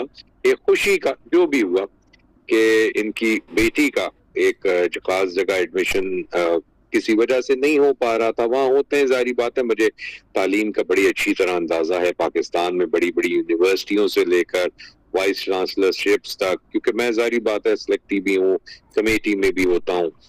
تو اللہ پاک نے وہ کرم کیا کہ ہماری ننھی سی گڑیا اپنی من پسند جگہ پہ چلی گئی ICG میں, اور اللہ اس کے भाग हमेशा खुश खुरम रखे। और मेरी बड़ी वो मशहूर दुआ कि अल्लाह पाक हर बेटी को वो प्यार दे जहां भी वो जाए जैसा उसके वालिद के घर में उसे मिलता है, क्योंकि उससे बढ़ के प्यार कहीं उसको नसीब नहीं होता। तो बिल्कुल खाकवाही साहब, मैं हाल अभी भी आपका पूछ रहा हूँ, बकलम खुद बनफ्से नफीस पूछ रहा हूँ, और इंशाल्लाह जैसे ही जब भी मौका ऐसा मिलता है कि मैं आऊंगा तो इंशाल्लाह जरूर, बल्कि इम्तियाज साहब की तरफ हम जाएंगे। और हमारा ये वैसे भी होना चाहिए, ये ट्रेंड मेरी वजह से नहीं कि मैं इस्लामाबाद आया और एक ट्रेंड शुरू किया, नहीं। मेरी आप सारों से दरख्वास्त ये है कि वक्त निकाल के हफ्ते में एक रोज, सिर्फ वो मीटिंग पे नहीं मंगल की, वैसे भी एक दूसरे के पास जाया करें, क्योंकि ये सबसे बड़ी सुन्नत है मेहमान नवाजी। आप अपना रिस्क लेकर अगले का रिस्क बढ़ाते हैं उसके घर। ये लोगों को पता होना चाहिए कि उनके रिस्क में कमी नहीं आ रही, उनके रिस्क में बेइंतहा इजाफियत हो रही है जब कोई मेहमान उनके यहाँ जाता है। पहले के जमाने में पता नहीं, मैंने तो अपने जो घरों में देखा, वक्त भी उनकी कैद में होता था मेरे बुजुर्गों की, क्योंकि बेतहाशा वक्त होता था। शाम को दोस्त भी आ जाते थे, चाय भी होती थी, हम मेरे भी दोस्त अहबाब आ जाते थे, चिप्स भी तले जाते थे, और वो अखबार बीनी पे बाकायदा फसी बहस भी होती थी, मगरिब की नमाज भी जिस जिसके घर है अदा होती थी बाजमात। तो ये जरूर किया करें, तोहफे तहाइफ दिया करें, एक दूसरे को पेंसिल ही भिजवा दें, कलम भिजवा दें, जब नाम ही कलम कारवाएं तो ये चीज एक जरूर करें। और ये एक आज आप जो ये बीज बोएंगे, ये आप देखेंगे आपकी नस्ल इसको पिक कैसे करेगी। और एक सुन्नत अगर आज आप जिंदा, सुन्नतें तो हमेशा ही जिंदा हैं, हम मुर्दा हैं जिन्होंने अपनाई नहीं जिंदा चीज। अगर हम अपना लेंगे तो आप ये सोचिए कि फिर रोजे हशर हमारा भी चेहरा इंशाअल्लाह ताला मुनव्वर होगा, और हम भी ये कहने के बिल्कुल होंगे कि देखिए मैं उधर मोहब्बत से गया और अगले ने मुझे मोहब्बत से अपनी गोद में लिया, गले लगे, मुझे इतना प्यार किया, अपनी इतनी चीजें इनायत की, और फैमिली को देखा। तो ये चीजें अपने में आपस में किया करें, लाजमी किया करें। कोई किसी से बेहतर नहीं है। अगर मैं कोई हूँ ठीक है, और कोई 8 डिपार्टमेंट मेरे पास है, कोई फर्क नहीं पड़ता, कोई फर्क नहीं पड़ता। मैंने मीर साहब के घर दाखिल होते साथ पहला काम किया, मैं मीर साहब इस बात की गवाही देंगे कि मेरा पहला जुमला गेट पे मीर साहब आए, छोटी ने बताया उनको, और मीर साहब ने जैसे ही गेट खोला तो मैंने कहा मीर साहब पहचाना नहीं बच्चे को, और मैं गले लग गया। मैंने कोई दूसरी बात नहीं की, क्योंकि मुझे पता था कि 2 मिनट और ठहरता मैं रोना शुरू हो जाता। मेरी मोहब्बत के यही तकाजे हैं, और मैं इन्हीं चीजों पे जीता हूं। जो मैंने सीखा मुझे आज तक उससे नुकसान नहीं हुआ। तो बराए मेहरबानी अगर मुझे नुकसान नहीं हुआ, मैं भी इंसान हूं, तो फिर किसी को भी नहीं होगा। ये आदतें अपनाइए, किसी भी उम्र के हिस्से में आप हो। अल्लाह ने आप सारों को बहुत मुकामों से नवाजा है। कोई स्कूल पढ़ा रहा है, कोई प्रोफेसर है, हेड ऑफ डिपार्टमेंट है, ठीक है। हर इंसान पाकिस्तान का आपको एक बड़ी इम्तियाजी निगाह से देखता है। नहीं है लोगों के पास नौकरियां, मुझे पता है कि कैसे लोग आप लोगों को जाते देखते होंगे, तैयार होके देखते होंगे, हजारों अरमान उनके दिल से भी निकलते होंगे। तो क्यों ना हम जिन्हें अल्लाह ने नवाजा है, हम ऐसे आपस में जुड़े कि जो जो उसके साथ मुंसलिक हो वो भी अल्लाह के हुक्म से नवाजा जाए उस लिहाज से। ये मेरी सिर्फ गुजारिश है, अगर कबूल हो सारों को। बहुत शुक्रिया मेरी साहब। आमीन, अल्लाह सबके दिल जोड़ रखे। जनाब मोहतरम असद महमूद साहब से माजरत कि इतना देर तक उनको हमने इंतजार कराया, और दूसरा डॉक्टर यासर हुसैन सत्ती भी वो प्रोग्राम से फौरन जाते हैं, उनको शबदारी वगैरह भी करनी होती है, तो आज उन्होंने बर्दाश्त किया। अल्लाह ताला उनको इसका अजर दे। तो सदारती खुतबे के लिए जनाब असद महमूद साहब से दरख्वास्त है वो खुतबा अता फरमा दें। जनाब मोहतरम असद महमूद साहब। अस्सलाम वालेकुम वरहमतुल्लाहि वबरकातुहू। थोड़ा सा हल्का सा तारफ भी करा दें, पहली दफा आप खुतबा दे रहे हैं ताकि सब साथियों को आपके मुतालिक बेसिक मालूमात हो जाए। शुक्रिया। सबके लिए सलामती, रहमत और बरकत दुआएं। बहुत बहुत शुक्रिया। यकीनन इस महफिल में कम इल्म आदमी में ही होऊंगा। सर मैंने पहले बताया था, मैं बेसिकली टेलीकॉम कंसल्टेंट हूँ इधर हवावे कंपनी में, ब्लू एरिया में। तो लेकिन अभी कुछ 5-6 साल से ये दीन पढ़ना शुरू किया, तो अभी PhD चल रही है कंपैरेटिव रिलीजन में रिफा इस्लामाबाद से। तो बस इस तरह ये मामला चल रहा है अल्हम्दुलिल्लाह।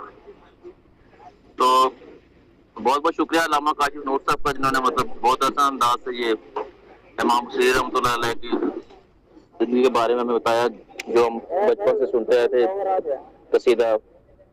मतलब उसका तारुफ 13 साल की उम्र में आपने कुरान पाक हिफ्ज़ किया, उसके बाद दीनी तालीम में आप बहुत बड़े फकीह बने, रियाज़ीदान भी बने।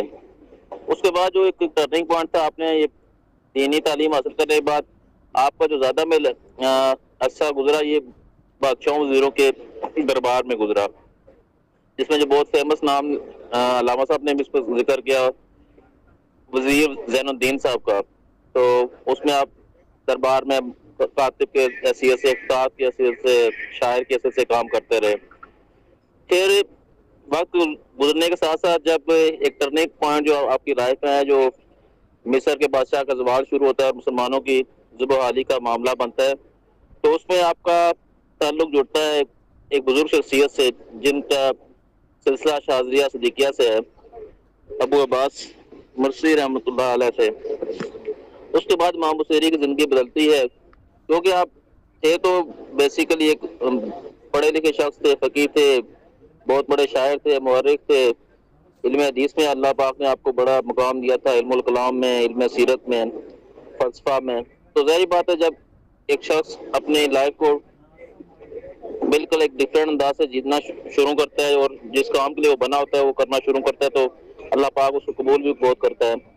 इसमें बड़े बड़े नामवर उलमाए किराम और बुजुर्गों ने आपको बड़ा इंडोर्स किया, जिसमें इमाम जलालुद्दीन सयूती रहमतुल्लाह अलैह ने, जिन्होंने आपकी शायरी को बहुत सराहा। और इसके अलावा जो खास वाक़या जो आपकी लाइफ में, जिसकी वजह से आपको इमाम बुसीरी कहा जाता है, जब ये तकरीबन आपकी उम्र 50 बरस की हुई, तो जब आप फालिज के मर्ज में मुब्तला हुए, तो आप सल्लम को ने जब आपको शर्फ बख्शा अपने ख्वाब, आप बुसीर साहब के ख्वाब में आपको ज़ियारत का शर्फ हासिल हुआ, तो आप फालिज के मर्ज में मुब्तला थे, तो आप सल्लम ने आपको अपनी चादर मुबारक अनायत फरमाई। तो उस चादर का ये अल्लाह पाक ने उसमें करम किया कि आपकी सेहत ठीक हो गई। तो उसके बाद आपने मुख्तलिफ जो सेहत याब होने के बाद कसीदे लिखे।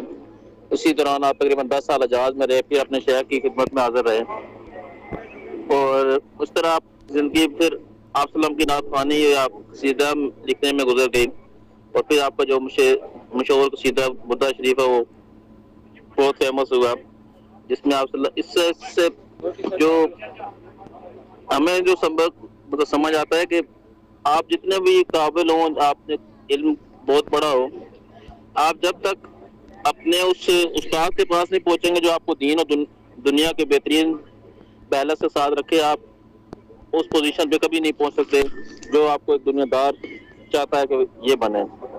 तो इमाम बुसीरी जब तक दरबारों और बादशाहों की महफिल में रहे, आपको कोई खास जिक्र नहीं रहा।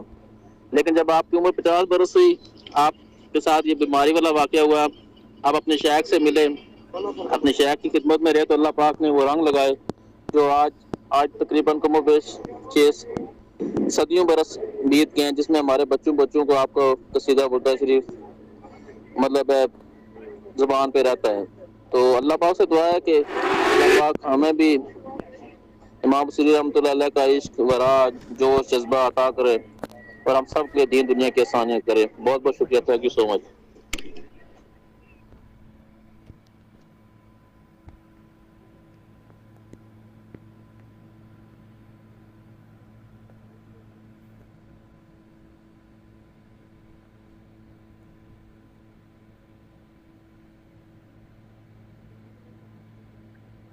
मीर साहब माइक तो ऑन कर लें। जी, डॉक्टर साजिद खान हकवानी साहब से दरख्वास्त है कि वो प्रोग्राम में शरीक हज़रात और ख़वातीन का शुक्रिया अदा फरमा दें।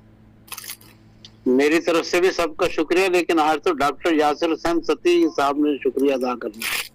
ओए होए जी जी मीर साहब खाना खा रहे हैं? हाँ यही बात है। जी सलामत रहें जी, माशाल्लाह अल्हम्दुलिल्लाह, अल्लाह तबारक व तआला का लाख लाख शुक्र, हुज़ूर अलैहिस्सलाम की नज़र इनायत और बुज़ुर्गों की तवज्जुहात और इमाम बसीरी रहमतुल्लाह अलैह की यकीनन हम पे खुसूसी आज निगाह होगी। अल्लाह तबारक व तआला हमारी हाज़िरी को अपनी बारगाह में मंजूर व मकबूल फरमाए। अल्लामा काशिफ नूर साहब का बहुत शुक्रिया, जितने भी हज़रात ख़वातीन ने तबसरे किए, सवाल जवाब हुए, सबका बहुत शुक्रिया। और बिलखुसूस डॉक्टर फ़रीद ख़ान साहब का इंतहाई शुक्रिया।